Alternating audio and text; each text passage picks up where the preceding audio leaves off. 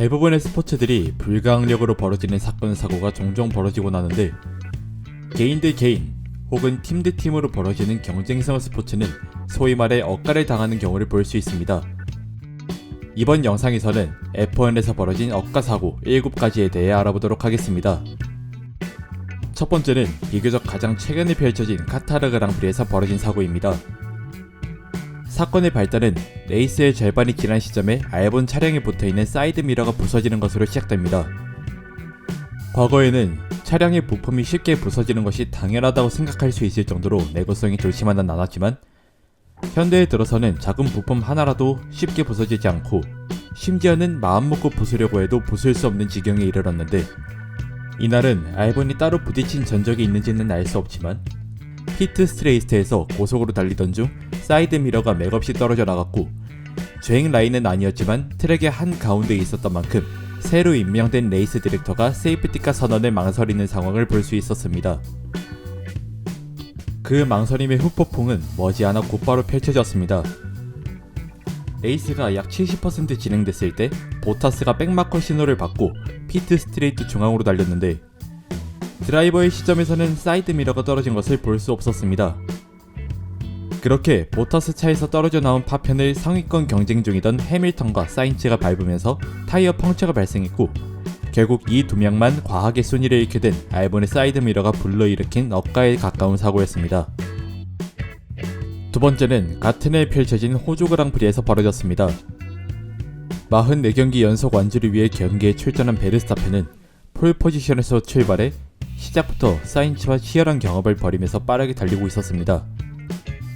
하지만 2024 시즌에 들어서 바뀐 한 가지의 규정 때문에 초반에 사인츠와 막스의 격차가 벌어지지 않았고, 2랩째에 DRS를 열고 빠른 속도로 직선 구간에서 역전을 한 사인츠였습니다.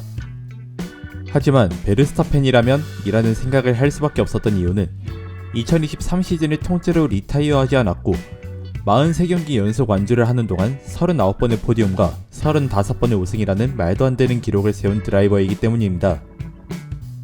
하지만 뜬금없이 4랩째를 달리는 중에 엄청난 양의 연기가 막스의 차량에서 뿜어져 나오기 시작했고, 결국에는 속도를 급격히 줄이더니 불이 났다는 팀 라디오가 들려옴과 동시에 피트로 들어올 때는 브레이크 부분에 붙어있는 불과 유압계 장치가 터지면서 검은 연기를 토해내는 것을 볼 수 있었습니다. 그렇게 대기록을 작성 중이었던 베르스타펜이 차량 문제로 허무하게 기록 경신에 실패하게 됐습니다. 세 번째는 무려 한국 그랑프리에서 벌어진 상황입니다. 2010년에 펼쳐진 첫 한국 그랑프리는 여러모로 어설펐던 그랑프리였다고 생각하는 편입니다.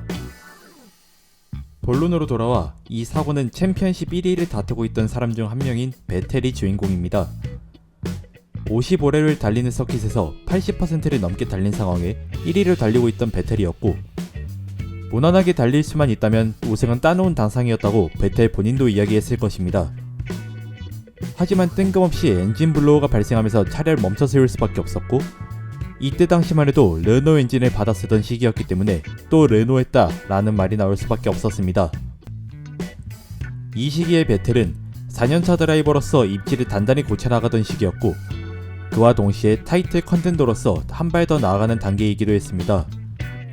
실제로 이때의 경쟁자들은 마크 웨버, 페르난도 알론소와 같은 엄청난 이력의 소유자들이었는데, 한국 그랑프리에서 벌어진 이 상황으로 인해 타이틀과 크게 멀어질 뻔했던 사건이었습니다. 네 번째는 억가와 어이없음이 동시에 존재하는 상황입니다. 2005년에 열린 유럽 그랑프리에 맥라렌 소속으로 경기에 출전한 키미 라이커넨은 드라이버 개인의 역량으로만 놓고 봤을 땐 최소 상위권 혹은 챔피언을 차지할 수 있는 능력치를 가지고 있다 평가받았습니다. 하지만 이 시기의 맥라렌 머신의 전체적인 성능이 키미를 뒷받쳐주지 못했다는 것이 정배로 떠오르고 있는데, 그 여파가 유럽 그랑프리에서도 터졌던 것이었습니다. 경기를 보다 보면 서스펜션이 통째로 뜯겨나가는 장면은 흔하게 볼 수 없는 장면인데, 키미는 이런 말도 안 되는 상황이 챔피언 경쟁 중인 상황에 펼쳐지고 말았습니다. 경기 중에 흔히 생기는 플랫스팟은 차체의 진동을 유발하는데, 극단적인 유리몸이었던 맥라렌의 머신이 그 진동을 견디지 못하고 서스펜션이 터지게 됐고, 그렇게 결정적인 기회를 안타깝게 놓치고 만 키미는 해당 시즌에 아쉽게 챔피언십 2위에 머무르면서 유럽 그랑프리에 더욱 아쉬움을 남겼습니다. 5번째는 20세기로 돌아가 꽤나 과거에 있었던 사고입니다. 1980년대 당시의 윌리엄스 레이싱은 현대의 팀과는 다르게 타이틀에 도전할 수 있을 정도의 경쟁력을 가지고 있는 팀이었는데, 이 팀에 소속되어 있었던 나이젤 만셀은 당대 최고의 스타 드라이버라고 할 수 있었던 아이톤 세나, 알랭 프로스트, 넬슨 피케와 어깨를 나란히 할 정도의 성적을 거두고 있었습니다. 특히 윌리엄스 입단 2년차에 펼쳐진 1986년도 호주 그랑프리에서 주행 중에 타이어가 말 그대로 폭발해버리는 상황이 발생했고, 더 이상 진행 경로를 바꿀 수 없다고 판단해 그대로 레이싱 라인 바깥까지 차를 끌고 나가면서 안타깝게 리타이어를 하고 말았습니다. 심지어 이 경기에서 리타이어한 것이 타이틀 경쟁 중이었던 만셀에게는 너무나도 큰 사건이었고, 결국 해당 연도의 우승 타이틀은 알랭 프로스트가 가져가게 되면서 일종의 콩라인을 타게 됐던 시기였다고도 할 수 있겠습니다. 6번째는 F1 역사 중에서 굉장히 유명하다고 할 수 있는 사건입니다. 이 사고의 주인공은 당시 최고의 주가를 달리고 있던 루이스 해밀턴입니다. 해밀턴은 메르세데스에 2013년에 이적한 이후 14, 15년도에 2년 연속으로 월드 챔피언을 달성했고, 2016년도 역시 챔피언 타이틀을 차지하기 위해 팀메이트인 니코 로스버거와 함께 달려나갔습니다. 실제로 14년도와 15년도는 해밀턴이 우승하고 로스버거가 2위를 차지했는데, 16년도는 말레이시아에서 발생했던 사건으로 인해 원래는 챔피언 경쟁을 못할 수도 있었던 상황에 불씨를 지폈다고 할 수 있습니다. 세팡 서킷은 아주 뜨거운 열대야의 날씨로 유명했는데, 그만큼 타이어와 엔진의 부담이 많이 갈 수밖에 없는 상황이었습니다. 40렙을 넘게 달린 시점에서 꽤 큰 격차를 유지하며 선두로 앞서 나갔던 해밀턴의 배기구로 하얀 연기가 아닌 물길이 치솟는 모습이 보였고, 더 달릴 수 없는 해밀턴은 어쩔 수 없이 잔디밭에 차를 세우고 쓸쓸하게 트랙을 걸어나가면서 리타이어하게 됐습니다. 이 경기는 리카도와 베르스타펜의 레드불 듀오 1-2 피니시로 끝이 났고, 3위를 로즈버그가 차지하면서 해밀턴과의 격차를 23포인트로 벌리는 데 성공해냈습니다. 결과적으로 2016년도에 로즈버그가 해밀턴을 고작 5포인트 차이로 앞서면서 챔피언 타이틀을 가져왔고, 그와 동시에 은퇴하면서 두 절친이 함께 F1에서 달리는 것은 더 이상 볼 수 없게 됐습니다. 마지막 7번째는 이 하나의 장면으로 설명 가능한 장면입니다.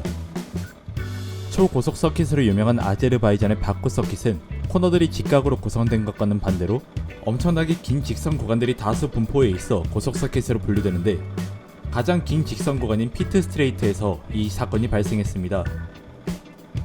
좋은 성능의 차량을 가진 팀은 해당 구간에서 350km 중반대까지도 속도를 끌어올릴 수 있는데, 이때 당시에 가장 강한 두 팀에 포함되어 있던 레드불이었기 때문에 너무나도 빠른 속력을 감당하지 못한 타이어가 터진 것이냐, 혹은 트랙의 이물질을 밟은 것이냐라는 갑론을박이 발생했었습니다. 그렇게 선두로 달리던 막스가 어이없게 리타이어하고 페르즈가 우승을 차지함과 동시에 베텔이 2위로 에스턴 마틴에게 첫 포디움을 안겨줬고, 알파타우리의 가슬리가 3위를 가져가면서 대혼돈의 그랑프리가 막을 내리게 됐습니다. 여기까지 엇가로 인해 발생한 7가지 사건에 대해 알아보았습니다. 여러분이 기억하고 있는 엇가 사고는 어떤 게 있는지 댓글로 남겨주세요. 재밌게 보셨다면 구독과 좋아요 눌러주시면 감사하겠습니다. 시청해주셔서 감사합니다.